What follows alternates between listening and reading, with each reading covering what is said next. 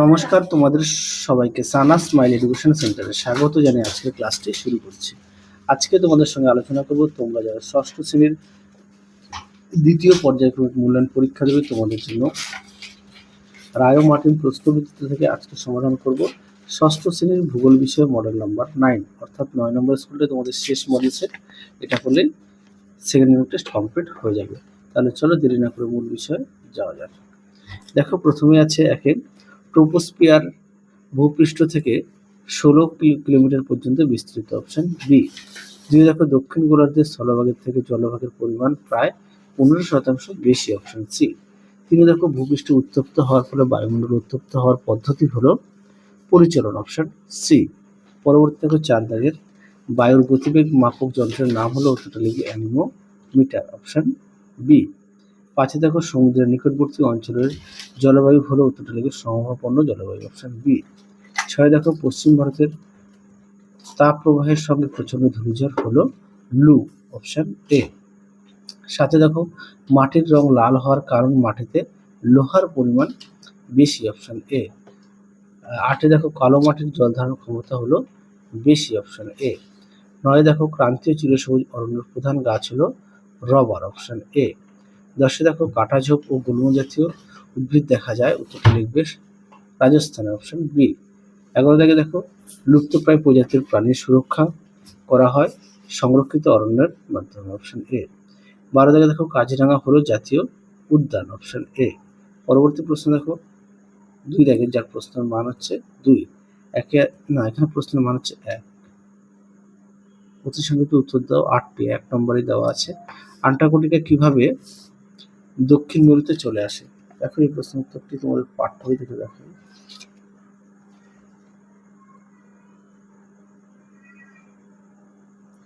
তোমরা এই প্রশ্নটা দেখো দেওয়া আছে কিভাবে চলে আসে দক্ষিণ মেরুতে। পরবর্তী দেখো কি বলেছে, মেরুজ্যোতি কি? মেরুজ্যোতি কি? এটা সহায়িকা থেকে দেখায়। দেখো মেরুজ্যোতি এখান থেকে এই পর্যন্ত লিখবে। পরবর্তী দেখো 3 দাগে বৃষ্টির ছায়া অঞ্চল কি? এটা তোমাদের পাঠ্য বই থেকে দেখায়। বৃষ্টির ছায়া অঞ্চল, বৃষ্টির ছায়া অঞ্চল দেখো কোশ্চেন নাম্বার 81। দেখো বৃষ্টির ছায়া অঞ্চল এখান থেকে লিখতে হবে এই পর্যন্ত। পরেরটা দেখো পশ্চিমী ঝঞ্ঝা, কোশ্চেন নাম্বার 82। দেখো পশ্চিমী ঝঞ্ঝা পুরোটা লিখবে। পুরোটা বলতে এই পর্যন্ত লিখবে, এখান থেকে এই পর্যন্ত। পরেরটা দেখো স্বাভাবিক উদ্ভিদ কি? Question number 87। স্বাভাবিক, দেখো স্বাভাবিক উদ্ভিদ এখান থেকে এই অবধি লিখবে, যার কোশ্চেন নাম্বার 87। পরবর্তী দেখো ক্রান্তীয় চিরসবুজ অরণ্য ভারতে কোথায় দেখা যায়? এটা তোমাদের দেখো ভারত ক্রান্তীয় চিরসবুজ অরণ্য, ক্রান্তীয় চিরসবুজ অরণ্য কোথায় দেখা যায়? ক্রান্তীয় দেখো তোমরা এই জায়গাগুলোর নাম দেখাবে।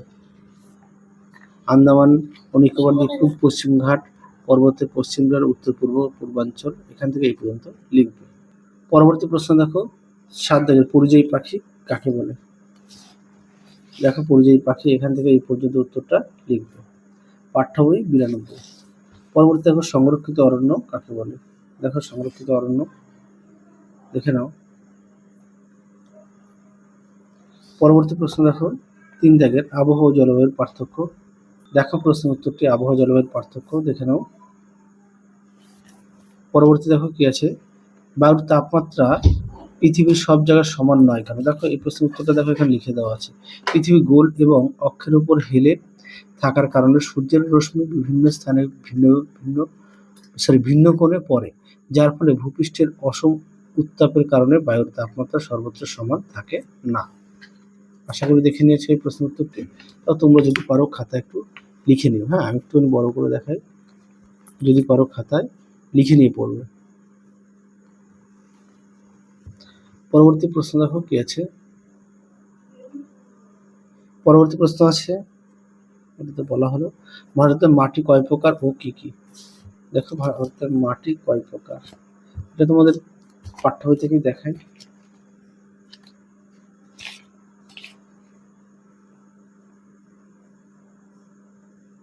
আচ্ছা দেখো, এখানে ছকের মধ্যে দেওয়া আছে পার্বত্য মাটি, পলি মাটি, লাল মাটি, কালো মাটি, ল্যাটেরাইট মাটি আর মরু মাটি। হ্যাঁ, এটা পৃষ্ঠা নম্বর 83। পরবর্তীতে খাদার ও ভাঙর কি? দেখো খাদার ও ভাঙর কি, এখানেও এখান থেকে লিখবে, এই পর্যন্ত লিখবে। পৃষ্ঠা নম্বর 84 পাঠ্য। ওটা দেখো, পার্বত্য অঞ্চলে মাটিতে কোন কোন ফসল ভালো হয় তা লেখো। পার্বত্য অঞ্চলের মাটিতে, পার্বত্য অঞ্চলের মাটিতে তোমরা এটা লিখবে। হ্যাঁ, পাইন, ফার, স্প্রুস, বার্চ, এগুলো, সিডার।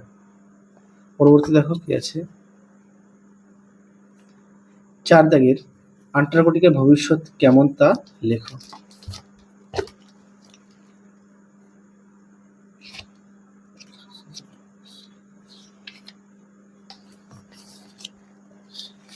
দেখো আন্টার্কটিকার ভবিষ্যৎ, এখান থেকে উত্তরটা লিখবে। দেখো ভবিষ্যতের সংখ্যা দেওয়া আছে, পুরোটাই লিখে যাবে। ওটা দেখো আন্টার্কটিকার জীবজগৎ, এটা পাঠ্য বইতে 41 পেজে পেয়ে যাবে। পরবর্তী প্রশ্ন দেখো কি আছে, ভারতের জলবায়ুতে মৌসুমের প্রভাব।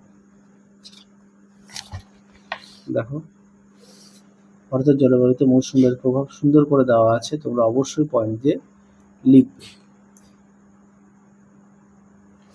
পরবর্তী প্রশ্ন দেখো, ভারতীয় জলবায়ুতে মৌসুমের প্রভাব অনুসারে ঋতু কয় প্রকার ও কি কি?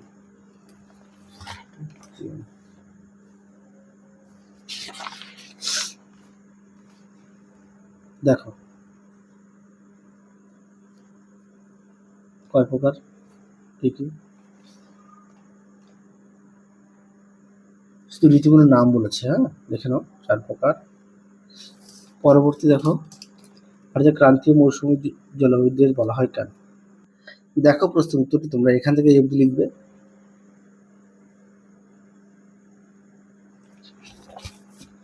পরবর্তী দেখো, কালবৈশাখী কাকে বলে? দেখো কালবৈশাখী, এখান থেকে অবধি লিখবে, পৃষ্ঠা নম্বর 80 পাঠ্য বইয়ে। পরবর্তী প্রশ্ন দেখো, 5 দাগের উচ্চতা অনুসারে বায়ুমণ্ডলের স্তর বিন্যাস ব্যাখ্যা করো। পাঠ্য বইতে পৃষ্ঠা নম্বর 31। দেখো তোমরা অবশ্যই পড়ে নিয়ে লিখবে, যদি পারো না এগুলো পয়েন্ট দিয়ে লিখবে। হ্যাঁ, 1 নম্বরের troposphere, stratosphere, mesosphere, thermosphere, exosphere, এরকম পয়েন্ট দিয়ে লিখবে। সঙ্গে অবশ্যই চিত্রটা দেবে। পাঠ্য বই 31। শেষ প্রশ্ন দেখো, মানুষের কাজকর্ম কিভাবে পরিবেশের ভারসাম্য নষ্ট করেছে তা আলোচনা করো। দেখো